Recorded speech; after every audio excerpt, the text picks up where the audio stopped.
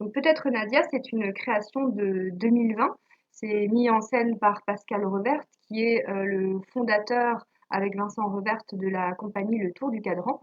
Et c'est également le directeur de la mannequin à Pont-Sainte-Maxence dans l'Oise. Alors peut-être Nadia, ça parle de quoi? C'est l'histoire, c'est une biographie fantasmée, imaginée de Nadia Comaneci, cette Roumaine qui a obtenu la note de 10 aux Jeux olympiques de Montréal en 76 au bar asymétrique. Pascal est accompagné de ses comédiens que je cite, Olivier Broche, Aude Léger, Nicolas Martel, Elisabeth Mazev et Vincent Revert. En composition musicale, Antoine Salaire et en collaboration artistique, Alexandra David. Je n'en dis pas plus et je laisse maintenant la parole à Pascal et à ses comédiens.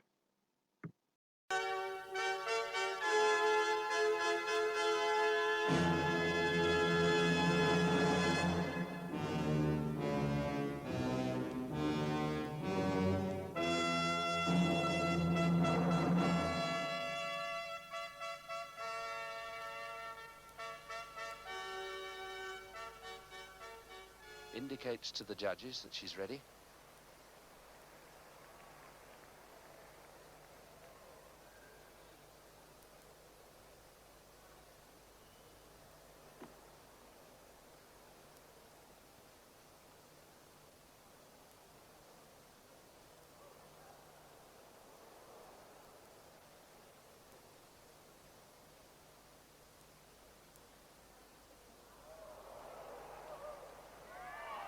Faultless. Absolutely faultless. Parfait jusqu'à ton retour au sol. Et après ton passage, à la télévision, il y a eu ce gros plan sur le panneau des résultats. Mais tu l'as vu, toi, dans le gymnase, ce panneau qui affichait 1? J'ai dit, je sais plus. Je regardais Bella Caroli, pas le panneau. Il affichait 1. 1.00. Oui, enfin, c'est-à-dire 1, le chiffre 1 en écriture binaire.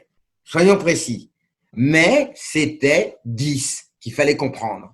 J'étais avec toi devant la télévision, tu te souviens? Je la connais, cette histoire. Tout le monde croit la connaître, cette histoire. Adriane, lui, a tout de suite compris que c'était une erreur. C'est de l'ironie, là? Parce Non, que pas si du c'est tout. de l'ironie, non, moi j'arrête de raconter. Pas du tout, je me souviens de ton calme. Toi, tu t'es pas fait avoir par le tableau d'affichage. Tu es sûrement le seul humain qui se soit pas fait avoir par l'ordinateur du tableau d'affichage. Le seul qui avait compris, après le mouvement au bar asymétrique de Nadia, que si on lisait 1, il fallait comprendre 10. Que l'ordinateur s'était trompé, qu'il n'avait pas prévu que notre petit oiseau puisse avoir 10. Personne n'avait imaginé que notre fille saurait franchir cette frontière informatique. C'est-à-dire que la note maximale envisagée restait rationnellement à 1/100e de la perfection. Les ordinateurs ne sont programmés que pour une perfection rationnelle, comme toi. Mais il y a ce centième imprévu qui change tout.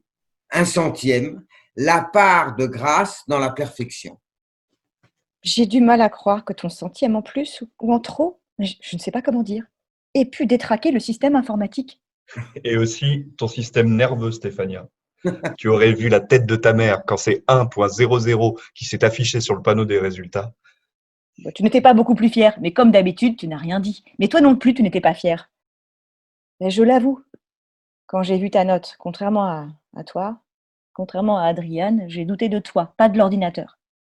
Parce que toi, maman, tu sais que je ne suis pas parfaite. Mais je n'ai jamais dit que… Mais je plaisante, maman. Tu me donnes du gâteau? Du gâteau? Là aussi, tu plaisantes? Bon, on peut revenir au récit. Les prochains Jeux Olympiques sont dans 4 ans. Je peux bien prendre une part de gâteau pour fêter mes médailles. Une part de gâteau tous les 4 ans, c'est pas un peu trop, ça? Pour Bella, c'est le début de l'obésité. On lui dira rien. Bah, il le sait déjà. C'est pas un entraîneur, cet homme, c'est un sorcier. N'importe quoi. Il vient des Carpates. On Et peut alors revenir au récit, là. Et alors, les gens des Carpates, ils sont Ils sont quoi? rien. Tu sais très bien ce que je veux dire, Jorge. Tiens, prends mon gâteau, mon petit oiseau. Ça me fait tellement plaisir que tu manges de mon gâteau. Ton mouvement était parfait. Il valait 10. N'en déplaise aux ordinateurs. Il n'y a rien d'autre à dire. J'ai tellement rêvé d'être Nadia Comaneci. Par où commencer? Toutes les vies ne commencent pas à la naissance.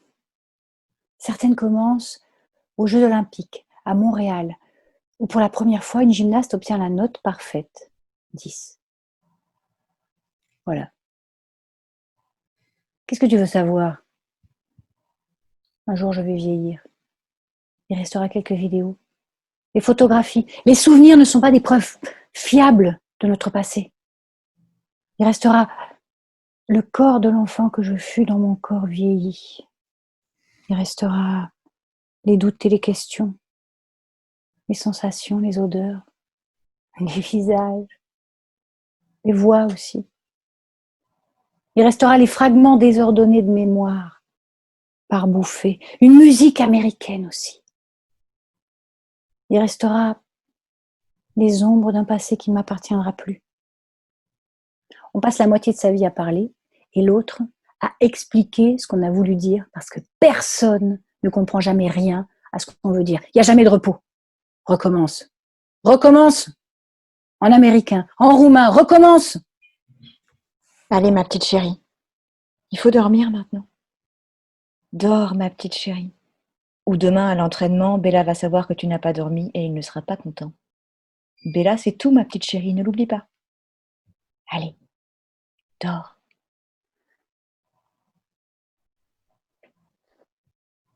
« 10. La petite fée de Montréal vient d'apparaître.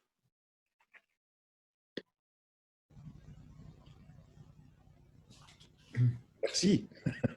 Et donc, 1h26 plus tard, vous auriez eu le spectacle dans sa totalité et dans son intégralité. Il s'agit évidemment ce soir de vous lire in extenso le spectacle. Il s'agit de vous en proposer un parcours, vous en donner quelques échos dramaturgiques et puis on l'espère tous aussi des résonances sensibles. C'est donc notre deuxième première qui est reportée, puisqu'on aurait dû le créer chez vous, au Théâtre du Beauvaisis, en mars dernier. Mais ce projet remonte à 2017. 2017, c'est ma rencontre avec Anne-Sophie Mercier.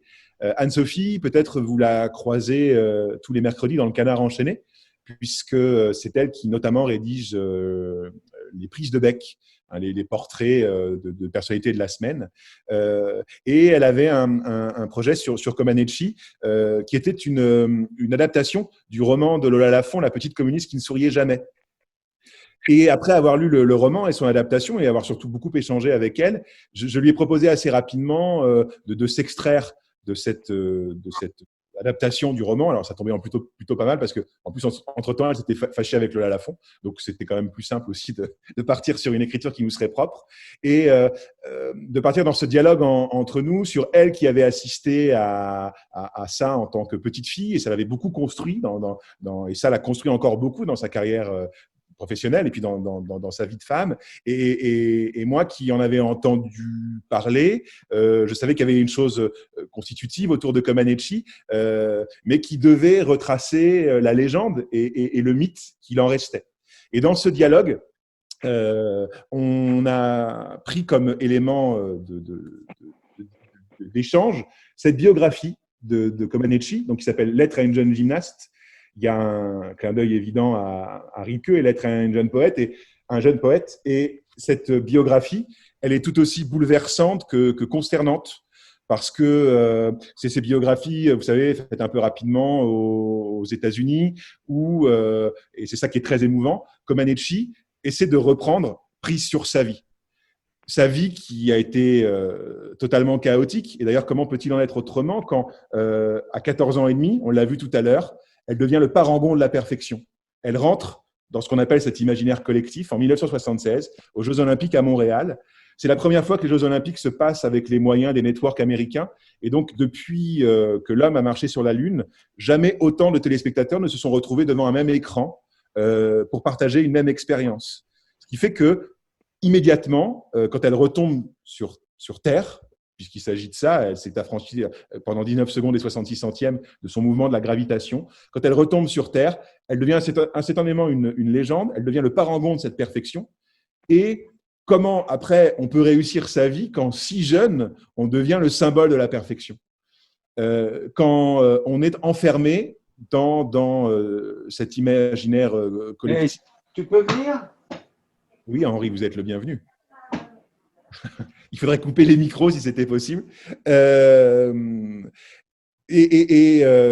en 67, il y avait moins d'interaction entre les écrans. On était devant l'écran et puis on faisait après son propre suc de ce qu'on pouvait en voir.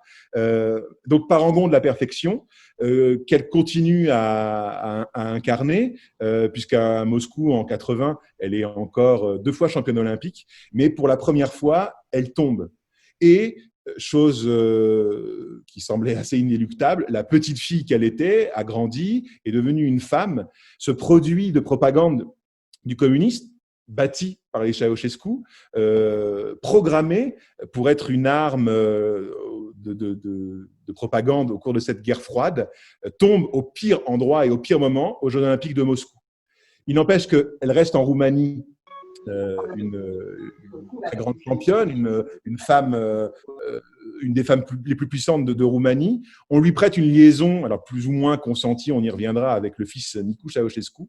Et alors que le bloc de l'Est s'écroule, que la Roumanie est en proie à la révolution, que son entraîneur quitte la Roumanie pour rejoindre les États-Unis, elle le fait très tard et elle se retrouve donc aux États-Unis après avoir donc échappé au Ceausescu et à sa redoutable police politique, où elle devient non plus une arme de guerre, mais une prise de guerre, puisqu'elle passe du symbole du communisme éclatant et triomphant à le symbole de la fin de la guerre froide, puisque cette poupée du communisme devient le symbole du libéralisme du capitalisme triomphant et qui a donc mis fin à cette guerre froide.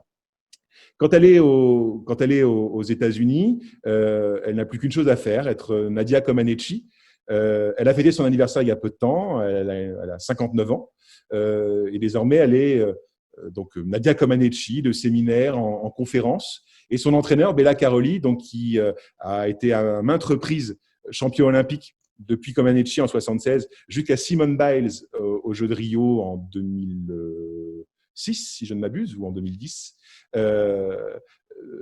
vivent maintenant en tant qu'Américains totalement intégrés. Fait activer, mais ça ne donne rien. Diane, ouais, voilà, merci. On ne voit pas. J'aime autant qu'on ne voit pas. Nous, on vous entend très bien, en tout cas. Alors, il faudrait que vous coupiez votre enceinte et que vous activez vos enceintes, mais vous coupez le son. Je vais couper le son pour vous. Donc, de façon un peu chaotique, et je vous prie de m'en excuser, j'ai donc retracé ce parcours à la fois sublime et chaotique. Et vous dire que derrière cette biographie, évidemment, se posait la question du réel et de la représentation, non seulement de personnages ayant existé, mais encore vivants et appartenant à tous, puisqu'appartenant à cet imaginaire collectif. Si Elisabeth et Olivier veulent bien, eux, réouvrir leur micro.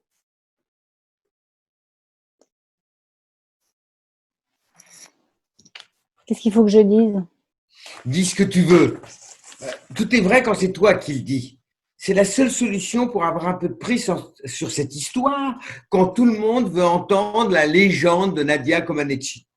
Moi, je déteste les biopics. Moi aussi. Oui, c'est la vie en faux. Plus tu cherches à représenter, moins tu représentes. Et plus tu mets de perruques et de maquillage, plus tu vois l'acteur sous les perruques et le maquillage. Je me moque de savoir si c'est vrai comme ce qu'on me raconte. Et moi, je me fiche des dates, de la vraisemblance, de la chronologie. Pour commencer à raconter, il suffit par exemple que l'on dise « Tiens, toi là, Aude, t'es Elena Ceausescu. » Et toi, Vincent, tu es Nicolae Ceausescu. Et tout s'enchaîne naturellement, aussi simplement que des enfants qui jouent aux cow-boys ou aux Indiens. Aussi simplement que les enfants qui jouent aux cow-boys et aux Indiens, c'est ce qui nous a conduit dans le travail d'écriture avec Anne-Sophie. Ils sont 5 acteurs au plateau et ils sont traversés par des voix qui les font devenir les personnages intimes de Comaneci, sa famille, des personnages légendaires, des personnages politiques, des personnages inventés, des personnages anonymes. Et il y a une galerie donc de voix qui se constitue à travers le corps des acteurs au plateau. Et là, on comprend mieux peut-être le titre de Peut-être Nadia, peut-être Nadia comme une biographie fantasmée, comme une hypothèse qui se glisserait dans les manquements, dans les oublis de la biographie officielle communiste, dans la biographie officielle américaine et dans la biographie intime de Comaneci. C'est-à-dire que nous intéressait moins la réalité de ce récit que la vérité de notre perception. Vous êtes dans un espace mental, celui du souvenir.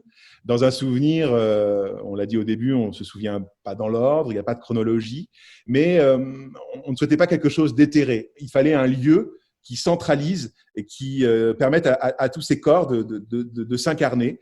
Et on a imaginé que ce récit, cette hypothèse biographique, se passe au cœur d'un gymnase. Vraisemblablement le gymnase d'Onesti, où Nadia Comaneci a commencé la gymnastique à l'âge de 6 ans, avec donc Bella Caroli, son entraîneur. Dans ce gymnase, où, comme dans un continuum de souvenirs ou dans un rêve, où l'on passe pas forcément avec logique d'un endroit à l'autre, convoque les personnages qui donc tapissent cette galerie du souvenir. Il y a des gens, je vous le disais, des gens réels hein, qui vivent encore et on les convoque de la façon la plus simple qui soit. Ils disent « je suis », ils désignent qui ils sont et ils existent devant nous ici et maintenant. Et je dirais même, ils disparaissent à peine sont-ils apparus. Donc il y a des personnages qui nous servent un peu de fil rouge et d'autres, tels des météorites, des satellites qui viennent consteller le récit, consteller l'hypothèse et qui la font avancer. Donc là, 3 hypothèses biographiques vont s'enchaîner. Voilà, j'y suis. Vous avez compris que les extraits que l'on vous donnait ne tenaient pas compte, là non plus, de la chronologie du spectacle, hein, mais ils sont comme ça des bulles, on l'espère, évocatrices. Je suis Jorge Comaneci. Avec la mère de Nadia, nous nous sommes séparés quelques années plus tôt, mais ça ne change rien au récit, ni à ma souffrance quand je croyais Nadia morte. C'est peut-être le moment de dire que son prénom Nadia a été choisi par sa mère. C'était l'héroïne d'un film russe que nous aimions beaucoup, qui s'appelle donc Nadia. Le diminutif de Nadejda qui se traduit par espoir. Voilà, je me suis dit que c'était bien de dire ça maintenant.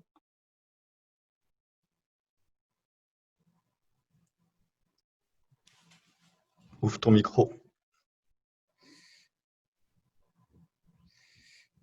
Je suis Lyudmila Turicheva.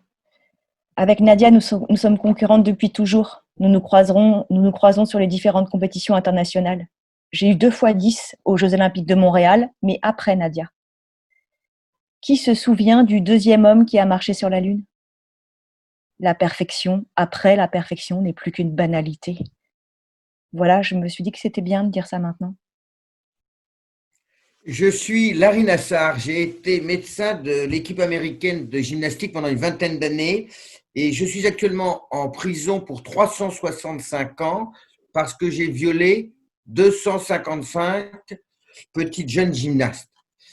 Ces viols ont notamment eu lieu dans le ranch d'entraînement que Bella Caroli et sa femme Martha ont construit après leur arrivée aux États-Unis.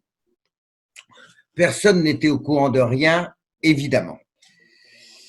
Vous avez devant vous donc l'auteur du plus grand scandale pédophile de l'histoire du sport américain. Voilà, je me suis dit que c'était bien de dire ça maintenant. Ces corps, donc, qui sont traversés par des voies, ce corps dont il est question de façon centrale dans le récit est l'arrivée et l'irruption de Larry Nassar.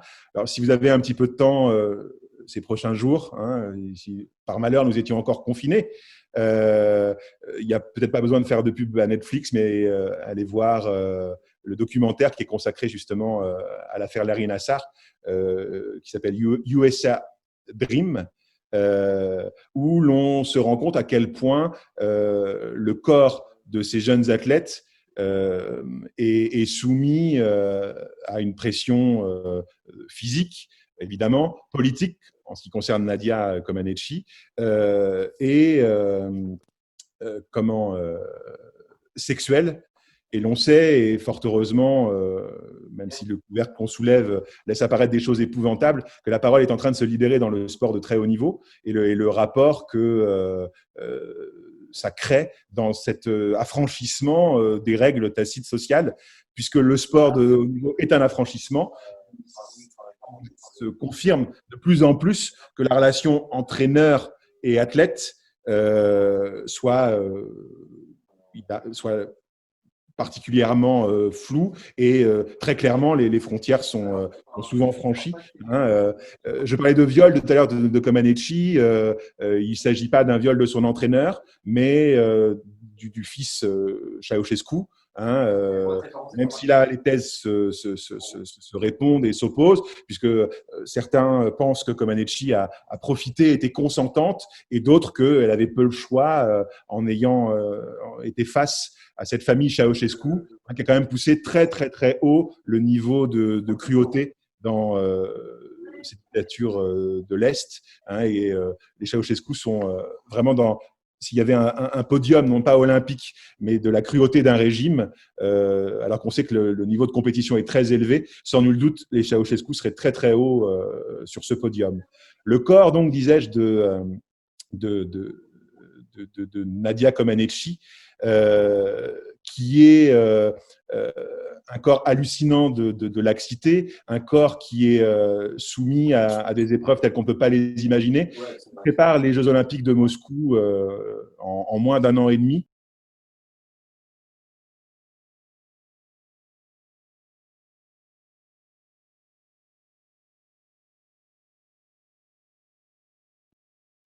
J'ai pas mon micro depuis tout à l'heure, c'est ça ? Si. D'accord. Donc avec une pression au-delà de l'imaginable. Et donc le corps politique de Comaneci, le corps poétique, le corps de ces protagonistes qui s'incarnent dans les voies qui les traversent, il fallait trouver un lien, il fallait trouver une façon de les lier. Et c'est passé par le son, qui a été central dans notre travail. Je l'ai évoqué à plusieurs reprises, notamment Hotel California. Est-ce que Antoine, tu es là? Je ne t'ai pas vu. Oui, je suis là. Salut Pascal. Bonjour Antoine, bonsoir Antoine. Bonjour, salut. Donc oui, quand on a commencé à parler de ce spectacle, j'avais une intuition un peu névrotique, où il s'agissait que Hotel California se retrouve dans l'univers et dans le matériau sonore du spectacle. Et je parlais tout à l'heure du fait réel et du fait biographique.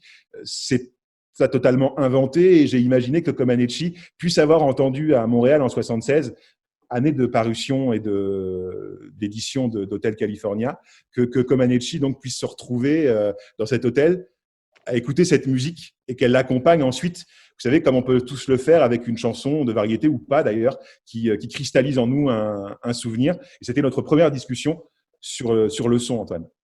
Oui, d'autant que comme on a dit que ça n'était pas un biopic, on peut se permettre d'affirmer que Nadia Comaneci était obsédée par Hotel California. Même si c'est peut-être plus Pascal Revert qui est obsédé par Hotel California. Voilà, et donc effectivement, tu m'as confié cette idée-là, et par rapport à la forme que moi je comprenais aussi, l'importance du son également, parce que les comédiens sont amplifiés en permanence, et qu'on a une espèce de rapport au son qui est continu. Disons que la musique, elle n'est pas tout le temps là, mais on traite tout le temps le son, tout le temps du spectacle, tout le temps de la pièce. Cette idée d'avoir comme ça quelque chose d'obsessionnel qui revienne en étant à chaque fois tordu, réarrangé, modifié par rapport à la situation qui est proposée ou par rapport éventuellement des fois à ce qui se passe dans la tête des gens. Moi, ça m'excitait beaucoup. En plus, comme c'est une mélodie extrêmement connue, là, du point de vue strictement de la musique, c'est facile de la tordre beaucoup et de la laisser encore, comment dire, reconnaissable. Donc, c'était plutôt bien. Donc, on s'est bien amusé avec ça. Et effectivement, on ne peut pas l'entendre et le savoir ce soir, mais Hotel California est partout. Partout, jusque dans les musiques d'attente des téléphones, par exemple. Et alors, il y avait cette irruption du réel, et puis je parlais aussi tout à l'heure d'un imaginaire collectif, parce que Hotel California, qu'on connaisse ou pas Comaneci, ça crée quelque chose de partagé.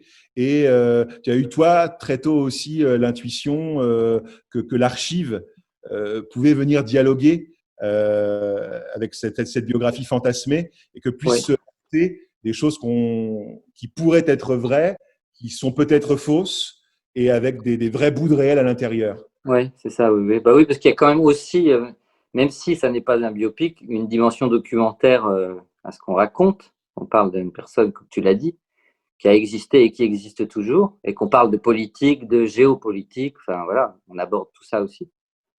Et puis moi, là, c'est vraiment beaucoup plus un goût personnel, mais j'adore ça, les archives sonores en général, et dans les spectacles, quand on peut glisser des voix qui viennent qui sont extraites d'émissions, tout ça, j'aime beaucoup ça. Je trouve que ça crée vraiment quelque chose de très particulier sur un plateau, d'écouter une voix qui sort d'une émission de radio, des choses comme ça. J'aime beaucoup ça.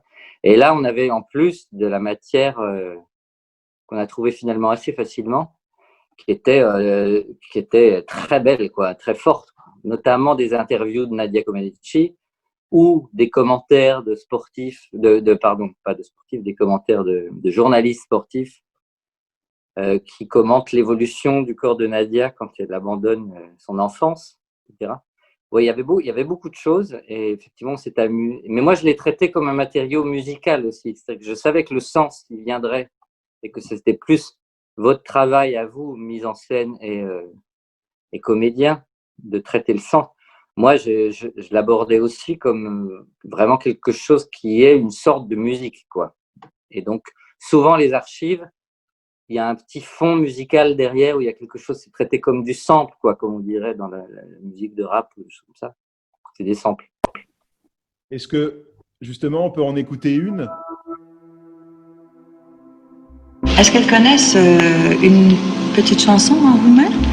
Cunoașteți vreo cântec românesc? Franceză. Mieux chanter une chanson française. Ah oui, si elle veut. Dacă vrea. Oui. Je suis un petit garçon de bonne figure qui aime bien les bonbons et les confitures. S'il vous voulez m'entendre, je saurais bien les manger. La bonne aventure, ok, la bonne aventure. Et cette voix, outre que c'est très émouvant de la voir petite fille. Nadia, 14 ans, là, je pense. 14 ans, c'est juste après sa médaille. C'est juste après sa médaille. Et donc, elle chante cette chanson de l'enfance, alors qu'elle est devenue ce mythe interstellaire quasiment. Et vient ce bout de réel dans notre biographie fantasmée. Et ce qui crée ce temps suspendu qu'on recherchait au plateau, le temps d'un souvenir où présent, passé et futur seraient confondus. Et ça, on le retrouve, je l'espère, dans certains endroits de l'écriture. Et le son nous permet de passer de l'un à l'autre comme un long fondu enchaîné. Et je vous propose d'en écouter un de fondu enchaîné qui est très tôt dans le spectacle, qui pourrait être contenu dans les 19 secondes et 66 centièmes que vous avez vu en début d'échange de cette course de Comaneci vers les barres asymétriques, où alors que Elisabeth est physiquement sous ces barres parallèles, enfin asymétriques, le temps est totalement suspendu.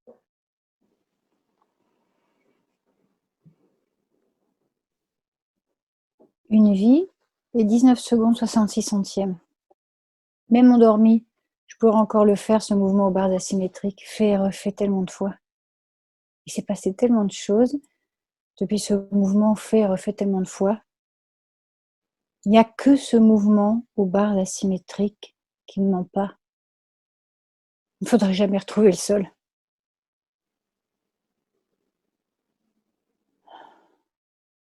Je tenterai de me suicider. Peut-être. Ce sera dans ma chambre d'étudiante à Bucarest, entre cette Olympiade à Montréal et la prochaine à Moscou. Dans ma chambre, j'écouterai en boucle Hotel California, pour me souvenir de Montréal où j'ai inventé ce mouvement aux barres asymétriques et entendu pour la première fois cette musique. J'oserais pas avouer que je suis bouleversée par une musique américaine. Mais j'oserais pas avouer que je suis bouleversée. Je n'oserais pas être quelqu'un d'autre que Nadia Comaneci. À l'instant où je finirai ce mouvement aux barres asymétriques, je ne serai plus Nadia Comaneci. Une étrangère à moi-même qui va se regarder grossir dans sa chambre d'étudiante à Bucarest. Chaque gramme supplémentaire deviendra un scandale d'État, une traîtrise au socialisme. Chaque gramme supplémentaire l'éloignera de ce mouvement parfait qu'elle est en train de réaliser aux barres asymétriques. Il reste 5 secondes. Pour l'instant, tout est parfait. Ne pas être déconcentré par le futur. Bientôt, dans une chambre à Bucarest, quand je serai seule avec mon nouveau corps. Ce corps qui, après s'être privé de tout pour exécuter ce mouvement parfait aux barres asymétriques, aura besoin d'être un corps qui exulte, qui profite, qui jouit. C'est dangereux, un corps malheureux qui exulte avec l'énergie d'un corps capable de faire ce mouvement parfait aux barres asymétriques. Seule dans ma chambre d'étudiante, je me sentirais bien plus en danger qu'au cours de ce mouvement aux barres asymétriques. Avec Hotel California, sans mes parents, sans mon frère, sans aucun privilège alors que tout le monde me croit privilégié, sans Bella punie de Nadia après une compétition ratée, après le triomphe de Montréal, tout ne pourra être que raté. Mon suicide raté, 2 médailles d'or aux prochains Jeux Olympiques à Moscou, mais c'est raté. La petite fille que je suis va rater. Je vais devenir une femme.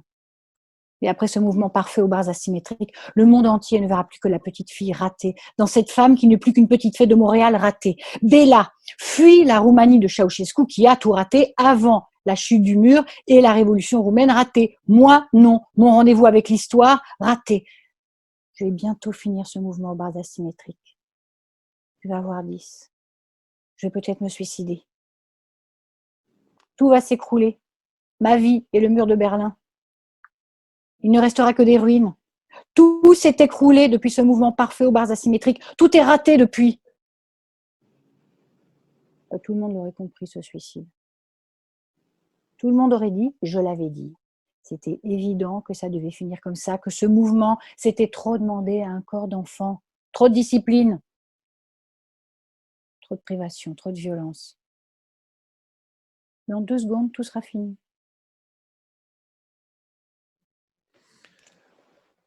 Avec Vincent, ce qui nous a passionnés dans ce thème et qu'on retrouve dans le travail de notre compagnie, c'est le reconvoquer au présent les histoires passées, comment se recomposent nos histoires et comment les histoires intimes et collectives se joignent.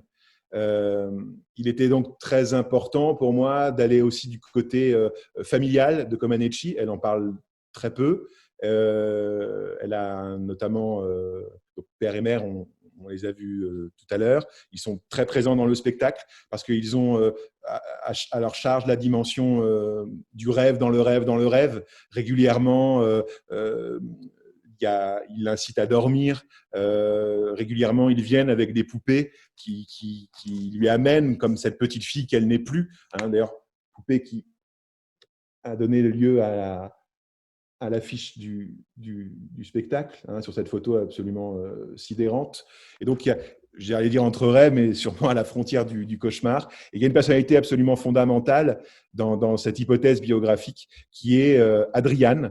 Alors, dans la vraie vie de Comaneci, c'est son frère. Dans notre hypothèse biographique, c'est sûrement celui qui veut avancer dans cette enquête. C'est sûrement celui qui veut sortir le plus vite de ce labyrinthe de la mémoire et reconstituer et comprendre.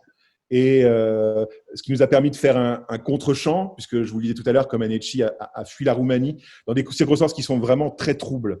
On arrive à peu près à tout reconstituer, et ça, c'est très compliqué, voire impossible, de dire comment elle a quitté la Roumanie. Mais quoi qu'il en soit, qu'on soit une star interplanétaire, que l'on quitte un pays et qu'on laisse tout derrière soi, la dimension familiale et de ceux qui restent semblait aussi très importante dans cet oratorio de la mémoire que nous souhaitions voir éclore.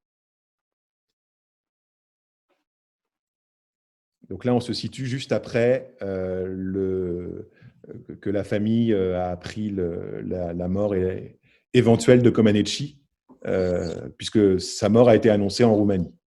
Merci. Pendant plusieurs jours, on a cru que ma sœur était morte à la frontière entre la Roumanie et la Hongrie. C'était l'information officielle roumaine. Nous étions d'autant plus enclins à la croire, cette annonce officielle, que le monde qu'il décrivait, un monde où ma sœur est morte, correspondait à ce qui nous était assez facile d'imaginer. En Roumanie, la mort, la fuite ne demandent pas un effort insurmontable pour se les représenter. Il arrive un moment où, à force d'être rabâché, la propagande s'impose à notre imaginaire qui prolonge le récit officiel en le devançant, en le démultipliant en chacun des corps qui traversent la dictature. Jusqu'au creux de nos rêves, il est inscrit qu'on ne quitte pas Ceausescu, que Ceausescu sait tout, qu'il entend tout, qu'il voit tout, qu'il décide de nos vies et que sa colère est à craindre. La petite fée de Montréal, la légende de la République socialiste de Roumanie, ne peut pas changer de camp. Vivant ou mort, peu importe, son corps est la propriété exclusive de l'État. L'État, c'est Ceausescu, il est en colère, elle meurt.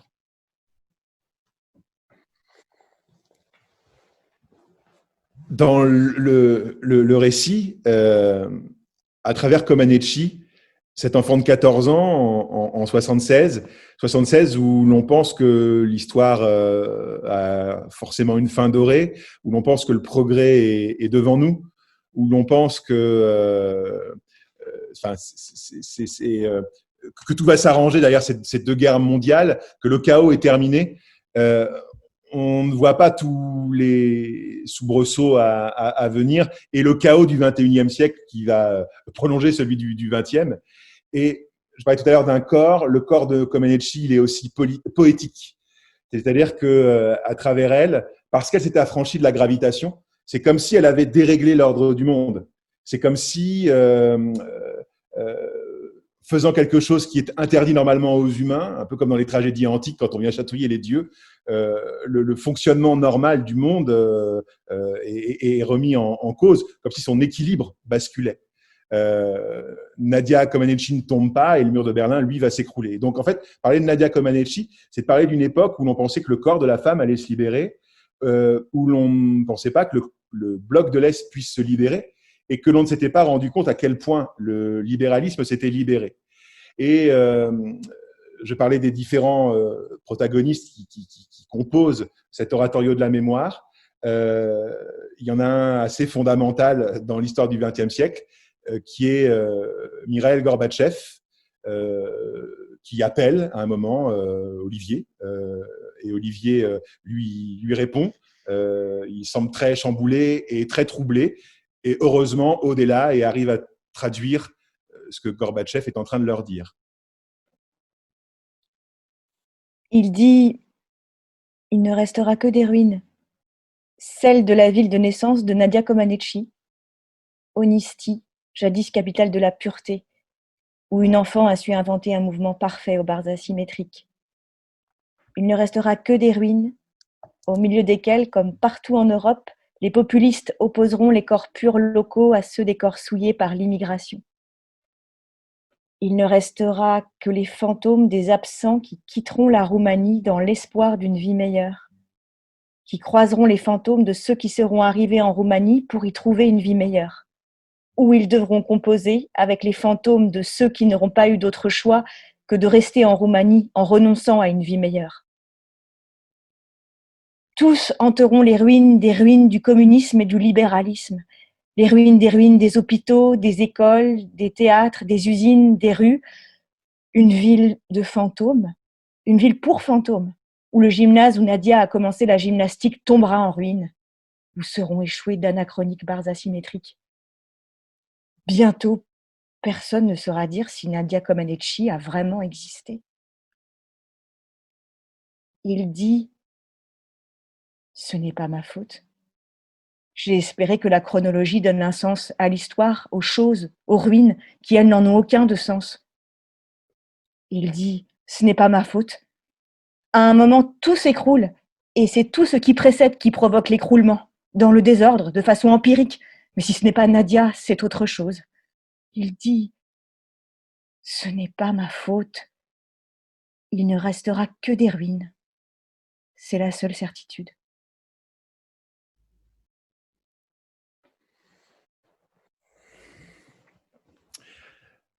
Dans ce gymnase d'Hécatie, où il ne restera que des ruines, émerge donc un oratorio. Alors, dans la forme opératique, un oratorio, c'est une alternance de séquences récitatives, de dialogues, de monologues, de choses qui sont énoncées didactiquement, d'autres qui sont jouées, en espérant que ces différentes strates de récit participent au trouble d'un souvenir, participent à ce rêve, à cette hypothèse, à ce fantasme de la biographie de Comaneci. Il est sûrement temps de vous montrer une photo de ce plateau, où donc aurait dû normalement se retrouver Olivier Broche. Je pars du lointain vers la face. Olivier Broche, Aude Léger, Vincent Revert, Elisabeth Mazef et Nicolas Martel. Plateau où ils font face, où ils circulent, autour, entre, à travers ces barres asymétriques, centrales dans la vie de Comaneci, centrales dans notre récit, centrales dans cet espace qui abolit le passé, le présent, le futur, qui abolit le réel et qui leur permet, je l'évoquais tout à l'heure, de circuler dans ce labyrinthe de mémoire, traversés par leur corps incarné, par les fantômes, par des projections, et on l'espère avec le ludisme d'enfants jouant aux cow-boys et aux Indiens. Ça, on sera tout ce soir. Ça sera tout ce soir pour ce parcours dans ce spectacle, en espérant que bientôt on puisse le présenter sur un plateau à Beauvais et ailleurs. 1h31, donc depuis le moment où vous vous êtes installé dans le gradin du théâtre du Beauvaisis, et 1h31 plus tard, donc vous auriez entendu ces derniers mots prononcés par Bella Caroli, qui a été muée tout au long du spectacle et qui se retrouve seule dans l'espace que vous venez de découvrir, et donc avec ces mots. L'enfant qui a eu 10 est encore une enfant après son triomphe olympique. Mais la foule ne voit plus l'enfant. C'est Nadia Comaneci, une suspension du temps et de l'espace. Au retour de Montréal à Bucarest, elle a une poupée dans les bras. Une poupée à son effigie que l'on offre aux enfants du monde entier qui veulent l'avoir dans leur chambre. On lui a offert son corps de poupée. On a remplacé son corps par une poupée. Elle a une poupée dans les bras. On devrait y voir le signe de l'enfance, la laisser rentrer se reposer, elle et sa poupée, dans le silence de sa chambre d'enfant. Mais la clameur redouble devant l'apparition de cet ange portant son propre totem, sa propre vanité. Un ange avec dans les bras une poupée à son image. Le monde entier veut toucher son corps divinisé qui n'est plus là. Elle n'est jamais revenue au sol, voilà la vérité. On devrait craindre l'ogre à ses côtés, mais c'est la foule qui empoigne une jambe, un bras, arrache sa tête, tire ses cheveux sans distinguer si c'est la poupée ou l'enfant que l'on déchire. Après cette nuit-là, elle confond toutes les nuits. Elle a tellement rêvé d'être Nadia Comaneci.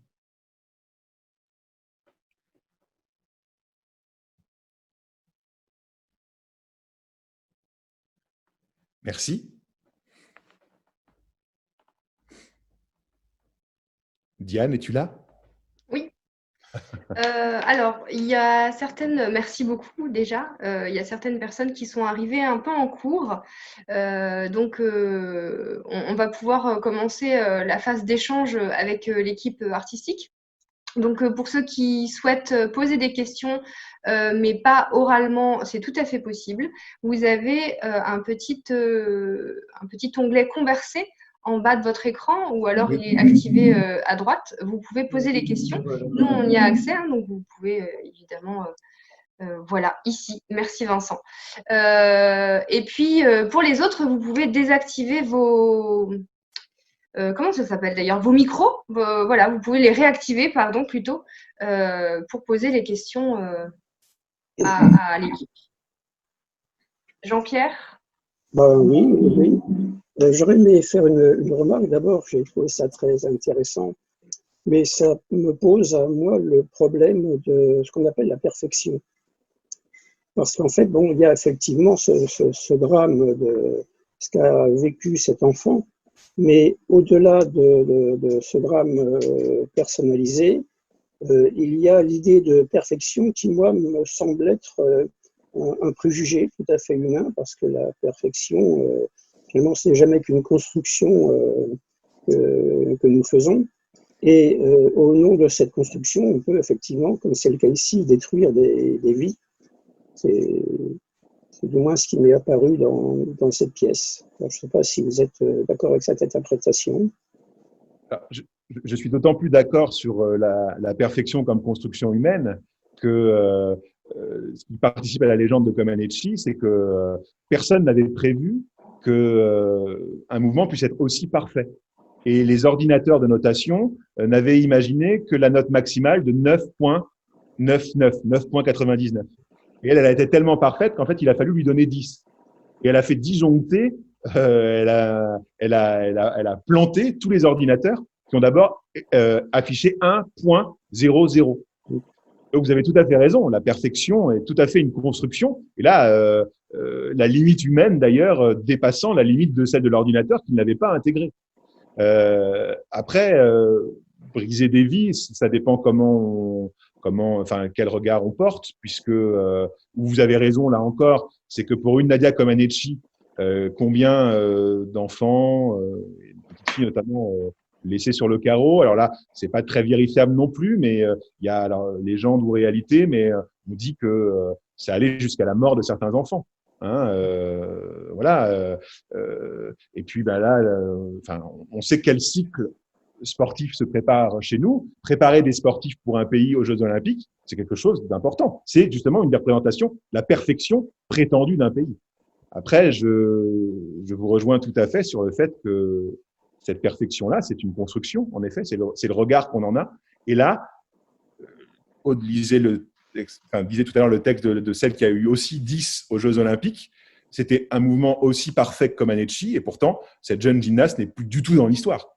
Alors que le mouvement, d'un strict point de vue gymnique, il est tout aussi parfait que celui de Comaneci. Donc, il y a une part d'arbitraire, une part de hasard, une part de représentation et un alignement qui fait que Comaneci est devenu ce parangon de perfection. Parce que dans un contexte qu'on a décrit là, où effectivement c'était le moment parfait là pour trouver quelqu'un de parfait, pour mettre en avant, que ce soit les Ceausescu dans la dictature que l'on connaît, ou après le libéralisme américain. Voilà, on a bien évidemment construit et surconstruit cette perfection. Je crois ce qui était parfait là et c'est le drame et le génie de Comaneci, c'est d'arriver au moment parfait. effectivement de cette performance hors norme.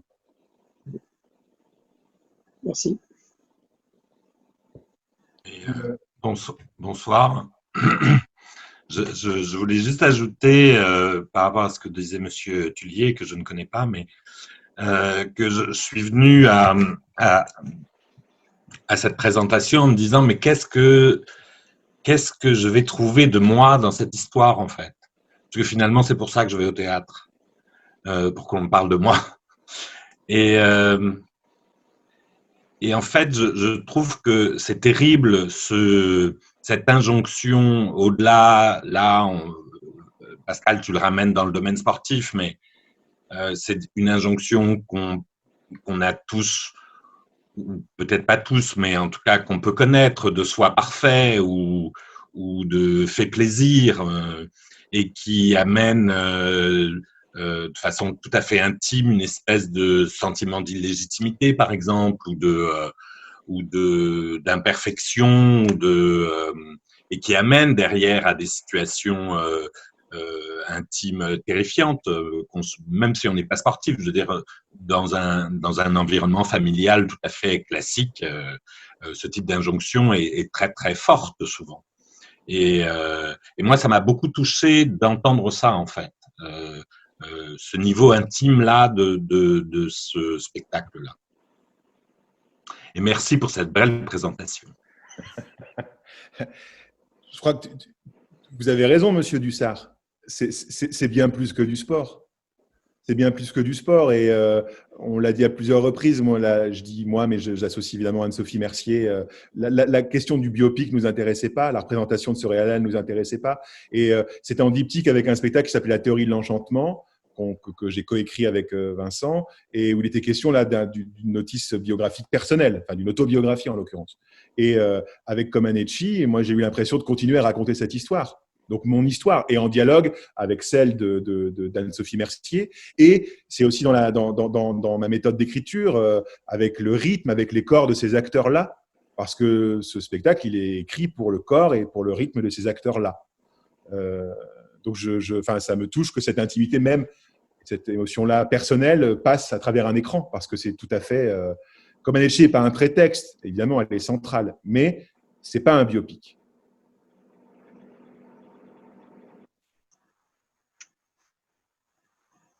Je vais juste rajouter, d'autant plus que ce sujet-là, il est d'actualité, puisque finalement l'instrumentalisation d'une personnalité sportive, ou même dans plusieurs domaines, et c'est valable aussi, mais pour servir une cause, un parti politique, c'est toujours d'actualité aujourd'hui. Donc finalement, ce qui s'est passé avec Nadia Comaneci et Ceausescu, ça se repasse. Il y a beaucoup d'exemples en France, mais aussi surtout aux États-Unis.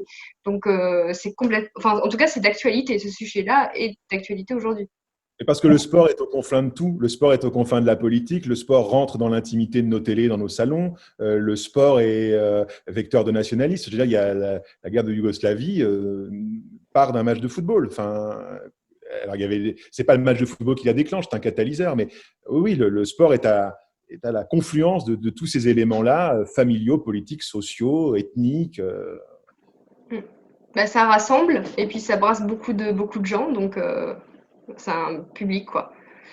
Et au niveau du décor, est-ce que il y avait une barre asymétrique, il me semble, sur le plateau? Est-ce qu'elle est toujours là, cette barre? Alors, elle y est toujours. Ça va être l'occasion de citer aussi nos camarades, donc à la lumière, Léandre Garcia-Lamola, à la scénographie, Jeanne Joyet. Et il y a une création vidéo de Julien Appert, puisque cette vidéo, on parlait tout à l'heure avec Antoine de la litanie de cet hôtel californien qui revient tel un leitmotiv. Et il y a aussi la litanie de ce mouvement qui revient de plus en plus simplifié, et au point que j'espère qu'on peut croire qu'à un moment, le fantôme de Nadia est présent sur ce plateau, dans ces barres qui sont centrales. Peut-être, Vincent, tu peux remettre la photo, c'est ce que tu cherches, non? Voilà, effectivement, ces barres qui sont centrales, alors qui… dont on s'y est assez vite accommodé en fait. Ça semblait un élément logique de circulation, alors qu'objectivement, il vient rompre une circulation, il vient compliquer les relations entre les uns et les autres. Mais c'est là, comme ce gymnase d'Onisti, où se superposeraient toutes les temporalités que Comaneci a pu connaître et que tous ces personnages connaissent. Donc ces bars, oui, sont là systématiquement. C'est un symbole fort de toute façon, puisque c'est là où tout a commencé, pour elle en tout cas. Donc, cette perfection que M. Tullier évoquait tout à l'heure, ça commence par les barres asymétriques. Et d'ailleurs, il n'y a que une toute petite dizaine d'années que le mouvement de Comaneci aux barres asymétriques a été dépassé. Donc là, elle a porté, pour le coup, notre construction de la perfection, M. Tullier, elle l'a porté tellement haut que ça a duré des dizaines d'années. Sur d'autres agrès, ça a été un peu plus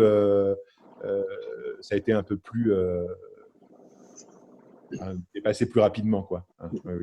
Alors, je vois les sourires ironiques de certains. Non, je ne me suis pas mis aux barres asymétriques.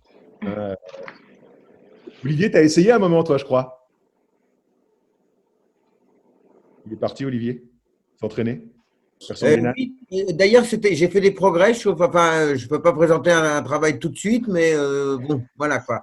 Plus on retardera et plus il y aura de confinement, plus je pourrai présenter quelque chose d'intéressant, je pense. Ça peut être l'occasion d'un petit rappel. Merci Antoine. Ouais, avec plaisir. Je vois quelqu'un qui posait la question des références de livres. Donc, c'est Nadia Comaneci, Lettre à une jeune gymnaste, et c'est chez Talent Sport. Oui. Oui. Non, tu me disais toi-même que c'est pas un bon livre, quoi. Non. Alors, en même temps, c'est un livre passionnant parce qu'il dissimule. Et par exemple, le passage sur le suicide est tout à fait ahurissant parce que, en fait, je vous assure, c'est quasi raconté comme ça. Et je ne veux pas croire que ce soit qu'une histoire de traduction où, en fait, elle dit, mais non, je me suis pas suicidée. Il y a une bouteille d'eau de Javel qui m'a sauté dessus et j'en ai avalé un peu. Enfin voilà, c'est de cet ordre-là. Et tout, alors c'est peut-être de l'ordre de notre fantasme à nous, tout ce qu'on peut projeter, mais là elle en fait une chose beaucoup plus simple, et ça elle l'évacue totalement, et la dimension politique n'est pas du tout présente, et en même temps c'est complètement compréhensible parce que elle doit lutter contre la propagande communiste et la propagande après des États-Unis qui l'ont récupérée. Donc c'est tout à fait légitime qu'elle veuille écrire sa propre histoire et qu'elle soit et que son mythe soit débarrassé de toutes les scories, quoi. Voilà, mais là c'est vrai que elle nous raconte l'histoire d'une petite fée, quoi, alors que ça semble pas être ça du tout. Mais on n'a pas plus raison qu'elle. Mais elle a pas moins tort que nous. Ça va peut-être aider à l'écrire aussi, ce livre. Dans les creux de ce qui n'est pas raconté. Ouais. Dans les creux de ce qui n'est pas raconté. C'est-à-dire que c'est… effectivement, là, le si magique de l'écriture avec Anne-Sophie, c'était de se dire, mais elle ne peut pas passer de tel élément à tel élément. Ce n'est pas possible. Il manque quelque chose. Donc l'enquête, elle n'est pas… Enfin, ouais, cette enquête dans la mémoire commence dès l'écriture.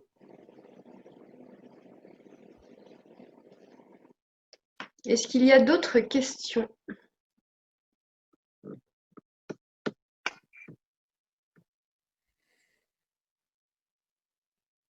Tout le monde a mangé? On a hâte en tout cas de le voir sur un plateau. Hein. Oui. Et puis merci beaucoup à tous. Moi, Diane, je voudrais remercier Xavier Crossi, Stéphanie Ferret, toi évidemment, Diane, et toute l'équipe du Théâtre du Beauvaisis, qui sont remarquables d'éthique et de fidélité depuis le début. On a eu la joie, le plaisir et l'honneur d'étraîner ensemble un confinement, puisque la première devait être le 3 mars.